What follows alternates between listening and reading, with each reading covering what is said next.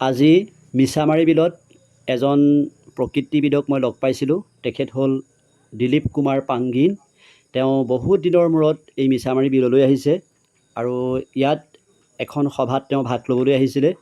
এই সভাত ভাগ ল'বলৈ আহোঁতে তেওঁ যিখিনি চৰাই স্থিৰ চিত্ৰ আমাক তেওঁ দিছে, সেই স্থিৰ চিত্ৰখিনি যিখিনি চৰাই আমি দেখিছোঁ, সেই চৰাইখিনি সৰ্বসাধাৰণতে এই মিছামাৰী বিললৈ শীতকালত আগমন ঘটে।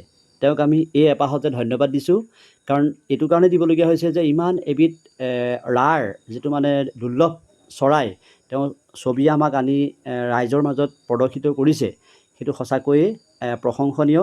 আৰু অনাগত দিনত যদি ইয়ালৈ বিদেশী পৰ্যটকো আহে আৰু এই চৰাইবিধ ইয়াত যে পোৱা হয়, তেওঁ আমাক জনাইছে। গতিকে আমি আপোনালোকক এইটোৱেই জনাব বিচাৰিছোঁ যে আপোনালোক এই মিছামাৰী বিললৈ আহক, আহি পেলাই এইবিলাক চৰাই আপোনালোকে প্ৰত্যক্ষ কৰক। আৰু তেওঁৰ মুখেৰে আমি যিখিনি বক্তব্য শুনিছিলোঁ, সেইখিনিও আপোনালোকলৈ আগবঢ়াইছোঁ।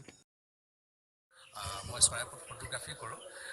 2012ত মই মিছামাৰী বিলত আহোঁতে যিখিনি আপোনাৰ উইণ্টাৰ ভিজিটৰ বাৰ্ডছখিনি, আমি যিটো কওঁ শীতৰ আলহী, মই বহুত দেখিছিলোঁ। যিখিনি নেকি মই যিমানবিলাক জেগাত ফটোগ্ৰাফী কৰিছোঁ একেলগে মই সেইখিনি দেখা পোৱা নাছিলোঁ। তাৰপাছত আৰু 4-5 বছৰ মূৰত আহিছোঁ, তেতিয়া দেখিছোঁ লাহে লাহে কমি গ'ল।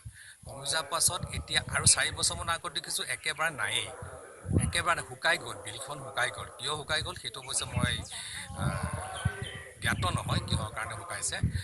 গতিকে মই ভাবোঁ স্থানীয় মানুহখিনিয়ে বিলখনৰ কাৰণে অলপ চকু দি পেলাই তেওঁলোকৰ কাৰণে যিটো ধৰক চহকী আছিলে উইণ্টাৰ ভিজিটৰ বাৰ্ডখিনিৰ কাৰণে, যিটো শীতৰ আলহী, সেইখিনি তেওঁলোকে গৌৰৱ আগতে কৰিব পাৰিছিলে, কিন্তু এতিয়া আপুনি গৌৰৱো কৰা স্থলটো নাইকিয়া হ'ল।